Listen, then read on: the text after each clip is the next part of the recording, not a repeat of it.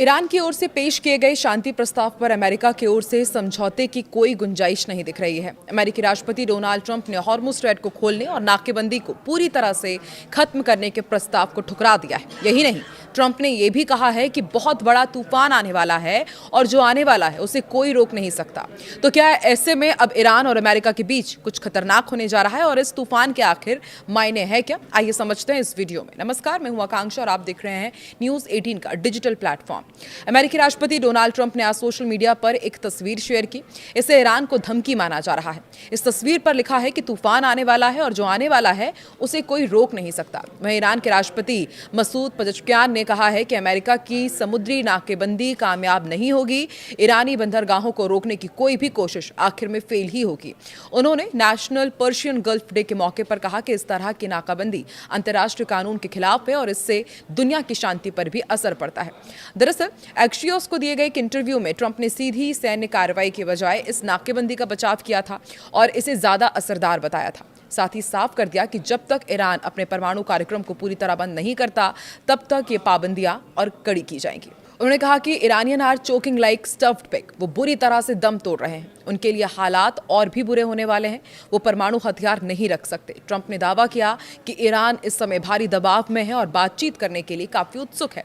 उनका मानना है कि उनकी सख्ती की वजह से ईरान अब घुटने टेकने लगा है और जल्द से जल्द मामला सुलझाना चाहता है। वो फिलहाल पाबंदियां हटाने के पक्ष में नहीं है क्योंकि उनका टारगेट ईरान को परमाणु शक्ति बनने से रोकना है। अमेरिकी राष्ट्रपति डोनाल्ड ट्रंप के मुताबिक नाकेबंदी अमेरिका के लिए एक मजबूत हथियार है जिसका इस्तेमाल वो ईरान से अपनी शर्तों को मनवाने के लिए कर रहे हैं। उन्होंने ये भी कहा कि ईरान समझौता करना चाहता है लेकिन वो ये नहीं चाहते कि वो नाकेबंदी जारी रखें, लेकिन वो नाकेबंदी हटाना भी नहीं चाहते। इसलिए वो नहीं चाहते कि उनके पास परमाणु हथियार हो।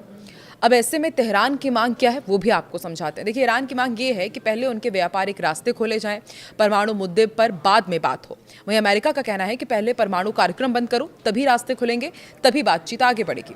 अभी तक दोनों पक्ष ऐसी स्थिति में फंसे हुए हैं जहां कोई भी झुकने को तैयार ही नहीं है। ईरान का जोर इस बात पर है कि पहले जहाजों की आवाजाही पर लगी पाबंदियों को हटाया जाए, जबकि परमाणु कार्यक्रम से जुड़ी बातचीत को बाद के लिए टाल दिया जाए। तो वहीं दूसरी तरफ अमेरिका इस शर्त को मानने के लिए तैयार नहीं दिख रहा है। ईरान ने पाकिस्तान के जरिए फेज वाइज मामला सुलझाने का प्रस्ताव भी भेजा था जिससे पहले हॉर्मुज़ स्ट्रैट को खोला जा सके, लेकिन ट्रंप ने इस प्रस्ताव को ठुकरा दिया और उसके बाद धीरे धीरे समझौता करने का ये रास्ता फिलहाल बंद होता दिख रहा है। दूसरी तरफ मिडिल ईस्ट में जंग के बीच कच्चे तेल की कीमत $126 प्रति बैरल के पास पहुंच गई है। रिपोर्ट्स के मुताबिक ब्रेंट क्रूड करीब $126.31 प्रति बैरल तक चला गया है, जो मार्च 2022 के बाद का सबसे ऊंचा स्तर है। फिलहाल ये करीब $123 प्रति बैरल के आसपास ट्रेड कर रहा है। अमेरिका और ईरान के बीच चल रहे तनाव को लेकर एक एक्सपर्ट का भी बयान सामने आया है और उन्होंने ये साफ कर दिया है कि ईरान इतनी जल्दी हार नहीं मानेगा। दोहा इंस्टीट्यूट के प्रोफेसर हैं मोहम्मद अल-मासरी। उनके मुताबिक ईरान कम से कम 2 से 3 महीने तक अमेरिका के दबाव को झेल सकता है और हो सकता है कि इससे ज़्यादा समय तक ईरान टिक जाए। उन्होंने कहा कि ट्रंप को लगता है कि दबाव डालकर वो ईरान को जल्दी झुका लेंगे, लेकिन ये सोच पूरी तरह से सही नहीं है। अल-मासरी का ये भी कहना है कि ईरान खुद को मजबूत मान रहा है और वो लंबे समय तक इस स्थिति को झेलने की तैयारी में है। उन्होंने ये भी दावा किया कि असली सवाल ये नहीं कि ईरान कब तक टिकेगा, बल्कि ये है कि अमेरिका कितनी देर तक इतना खर्च और नुकसान सह सकता है। अगर ये स्थिति 2 से 3 महीने और चलती है तो इसका बुरा असर अमेरिका और पूरी दुनिया की अर्थव्यवस्था पर भी पड़ सकता है। ईरान इस लड़ाई को अपने अस्तित्व की लड़ाई मानता है, इसलिए वो नुकसान सहकर भी पीछे हटने को तैयार नहीं है।